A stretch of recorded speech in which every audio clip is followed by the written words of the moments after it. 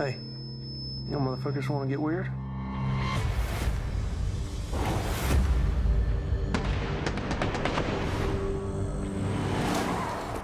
Есть мейнстримное кино, Голливуд, артхаус и авторское кино, а есть А24.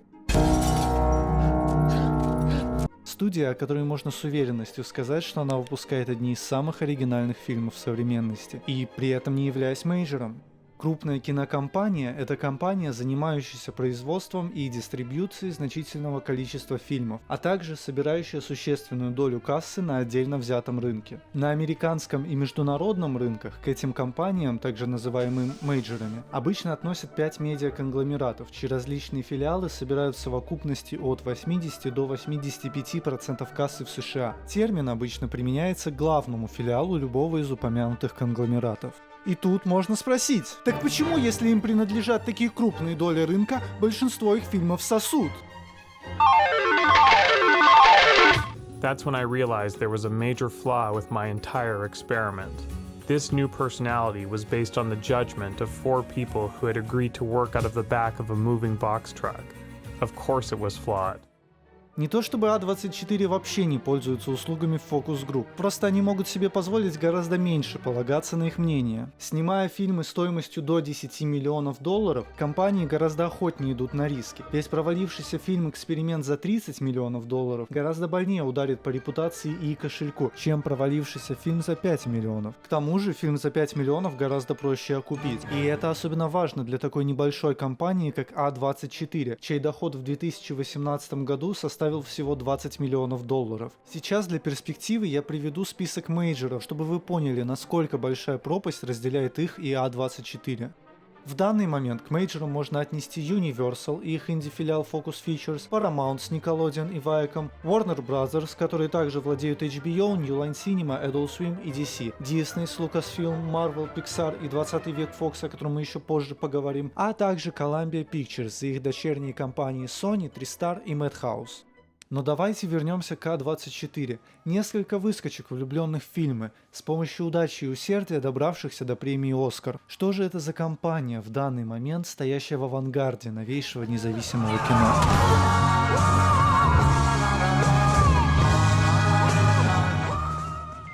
А у вас бывало когда-нибудь такое, что вы с нетерпением ждете новый фильм Sony или 20 век Fox, но не потому, что вас заинтересовал сам фильм, а потому что вы хотите узнать, что же такого нового интересного вам подкинут эти медиамагнаты? У меня вот нет, но с А24 совершенно другая история. Я слежу практически за каждым предстоящим фильмом от данной студии. Ну, возьмем, скажем, «Маяк».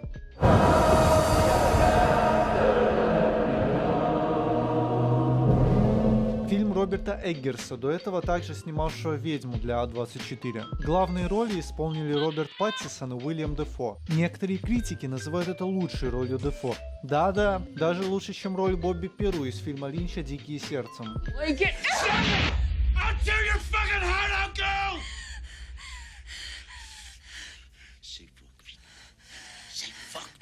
На самом деле, хоть А24 не такая большая компания, но многие именитые звезды с самого начала их поддерживали и хорошо о них отзывались. В этом они лучшие, взять что-то маленькое и нежное и дать этому поддержку, которую больше никто не может дать.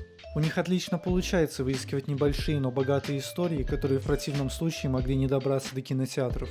Для многих из них А24 стал отдушиной, тайной комнатой, в которой они могут спрятаться от крупных студий, папарацци, глянцевых журналов и просто снимать свое кино. А началось все в 2012 году, когда Дэвид Фенкель, Джон Ходжес и Дэниэль Кац бросили свои работы, чтобы основать компанию, которая стала заниматься прокатом фильмов. Название было вдохновлено названием трассы в Италии, по которой ехал Кац, когда он решил основать А24. Первый релиз они получили уже в 2013 году, выпустив сразу несколько картин. Это «Отвязные каникулы» Гармони Корина, известного по культовому фильму «Гамма», а также по сценарию к фильму «Детки» Ларри Кларка. Вместе с этим они выпустили «Захватывающее время» Джеймса Понсельта, «Элитное общество» Софи Копполы и «Бомбу» Салли Поттер. Says here that boys don't like girls who are too serious. Interesting. Политика А24 рассчитана в основном на ноунеймов, независимых режиссеров и продвижение через интернет. За что их точно можно любить, так это за то, что они открыли Америке Йоргоса Лантимуса, чей фильм «Лобстер» собрал в США $9 миллионов. Если что, это половина его кассы. В будущем они будут также заниматься дистрибьюцией следующего фильма Лантимуса «Убийство священного оленя». А еще они дадут деньги Джона Хиллу на создание его дебютного фильма середины 90-х и Бо Бернаму на его первую полнометражную картину «Восьмой класс». Крупнейшим же успехом студии А24 можно считать фильм «Лунный свет», за который она получила аж 3 Оскара: лучший фильм, лучший сценарий и лучший актер второго плана. И казалось бы, вот оно, можно остановиться, расслабиться и начать зашибать деньги, но в А24 с таким поворотом событий оказались не согласны. Ребята продолжают выпускать прекрасное авторское кино, и причем самых разных жанров. Они выпускают фильмы про детей, фильмы про игроков в карты, фильмы про бандитов, фильмы про богатых, фильмы про 40-летних, смешные фильмы, страшные фильмы, биографичные фильмы, подростковые фильмы, странные фильмы, очень странные фильмы. Это что вообще такое? Модные фильмы, не модные фильмы. И вот это, да, там, всякие фильмы про греческую мифологию, там, такие штуки. Из хорроров можно отметить картину Ари Астера «Солнцестояние». Весьма интересный фильм, хоть и не гениальный, как сейчас модно называть все фильмы этого режиссера. По крайней мере, он выглядит гораздо свежее, чем большинство нынешних фильмов в том же жанре. Также стоит отметить «Побудь в моей шкуре» Джонатана Глейзера, смотря который сразу понятно, что автор вдохновлялся «Сиянием» Кубрика и иногда не стесняется даже напрямую цитировать его картину. Кстати, фильм от этого только выигрывает. Мои любимые драмы от них — это «Дневник пастыря» и «Экс Махина», хотя ее и драмой-то назвать трудно. Впрочем, многие фильмы от А24 сложно положить на прокрустово ложе какого-либо жанра, что я считаю несомненным плюсом.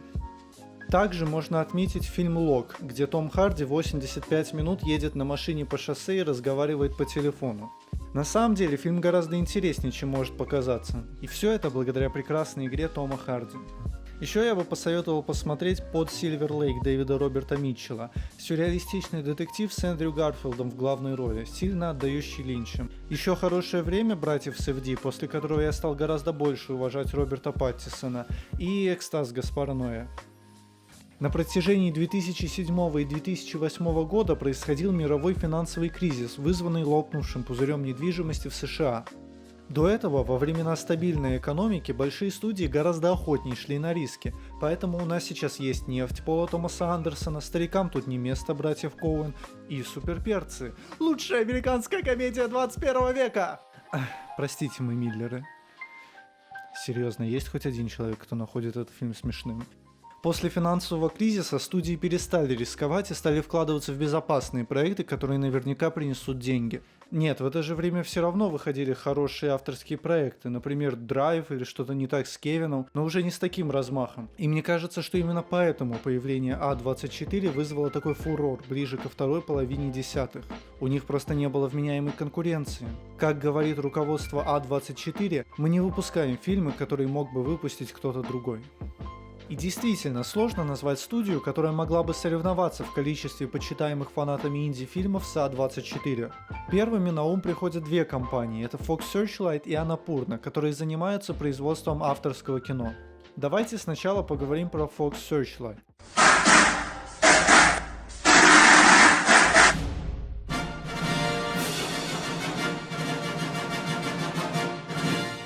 Это подразделение компании Universal, нацеленное на освещение независимых фильммейкеров.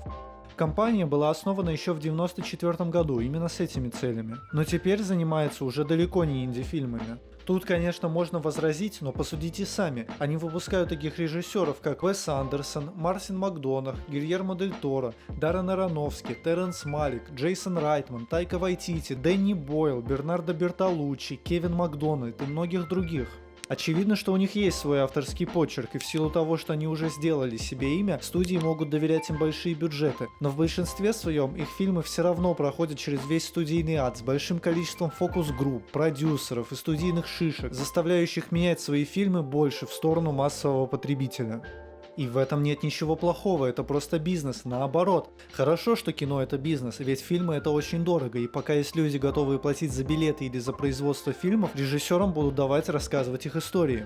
Проблема в том, что при такой системе люди не хотят идти на риски, так как боятся потерять деньги. Вот цитата из недавнего интервью Фрэнсиса Форда Копполы. Отсутствие риска при производстве фильмов – это ужасно. Мартин Скорсезе сказал, что фильмы Marvel – это не кино, и он прав, потому что мы ожидаем, что кино будет учить нас чему-то, мы ожидаем просвещения, знаний, вдохновения. Это спорно, но я не знаю, что для себя может вынести человек, который смотрит один и тот же фильм раз за разом, а это все фильмы Marvel, они одинаковы. Фильмы, в которых нет ни капли риска. Как я уже говорил, снимать кино без риска – это как пытаться зачать ребенка без секса. В этом присутствует элемент риска, и поэтому это интересно. Поэтому мы узнаем так много нового, когда мы смотрим кино. И я его понимаю. Лучше я посмотрю какой-нибудь ужасный фильм, который будет пытаться сделать что-то трансгрессивное, чем посмотрю очередной безопасный киноаттракцион. Большинство фильмов перестали даже пытаться быть хоть сколько-нибудь интересными или оригинальными. И это очень печально. Возьмем, скажем, Чарли Кауфмана, чьи фильмы я очень советую к просмотру. По моему мнению, это один из самых оригинальных сценаристов, когда-либо живших, чьи космологические сценарии часто оставляют меня сидеть с открытым ртом. В фильме «Адаптация» он пишет про себя, пытающегося написать сценарий. В этой рекурсивной комедии Кауфман исследует природу креативности и оригинальности, заставляя своего персонажа адаптировать книгу про цветы. Фильм был срежиссирован Спайком Джонсом, который выпустил свой последний фильм «Она» для компании Аннапурна, о которой я только что упоминал. Аннапурна была создана в 2011 году и тесно сотрудничала с А24. Например, они занимались производством фильмов «Отвязные каникулы» и «Женщины 20 века», которые позже распространяли А24. Аннапурна выпускает фильмы Пола Томаса Андерсона, Ричарда Линклейтера, Беннета Миллера, Адама Маккея, братьев Коуэн, Жака Адиара и Вонга Кар-вая. Тоже не последние имена в кино, да и бюджеты иногда в десятки раз больше, чем у А24. Но даже при этом Аннапурна все равно далеко до их уровня хайпа. Да, многие фильмы А24 могут не понравиться среднестатистическому зрителю, но я считаю, что всем стоит посмотреть хотя бы несколько картин от этой студии. Благо репертуар у них крайне разнообразный. На момент, когда я записываю этот ролик, у них вышло уже 93 фильма. И даже человек, который в жизни смотрел только «Мстителей» и «Мальчишник в Вегасе», найдет для себя что-нибудь интересное. Расширяйте свой киновокабуляр, пробуйте новое, ведь вы никогда не знаете, что может вам понравиться. Тем более фильмы А24 по-своему уникальны, со всеми вытекающими плюсами и минусами. Почему же А24 стали такими успешными? Я не знаю. Возможно, потому что этой компанией руководят люди, которые любят кино, а что гораздо важнее, любят авторское кино. Возможно, в их рекламных кампаниях, направленных на молодежь и интернет. Кстати, на официальном сайте можно заказать разную одежду и постеры, но они все практически сразу раскупаются, так что если надумаете купить себе новую крутую кепку с логотипом А24, чтобы все ваши друзья знали, какой вы крутой синефил, то советую подписаться на рассылку от них. Нет, это не реклама, у них действительно много крутых вещей, но если это вдруг смотрит кто-то из А24, то я с радостью буду вас рекламировать, ваши фильмы рулят! Сейчас можно с уверенностью сказать, что статус последнего оплота независимого кино в данный момент надежно закреплен за А24. И ту смерть авторского кино, которую нам пророчат в свете массовости Netflix, Amazon и прочих стриминговых сервисов, можно смело осмеивать, по крайней мере сейчас. Долго ли так еще продлится? Станут ли А24 новыми Universal? Скорее всего нет. Остается только надеяться, что в случае чего найдется кому их заменить. Огромное спасибо, что посмотрели этот ролик. Если он вам понравился, становитесь патронами, подписывайтесь на канал и ставьте лайки. Это поспособствует продвижению канала и выходу новых видео.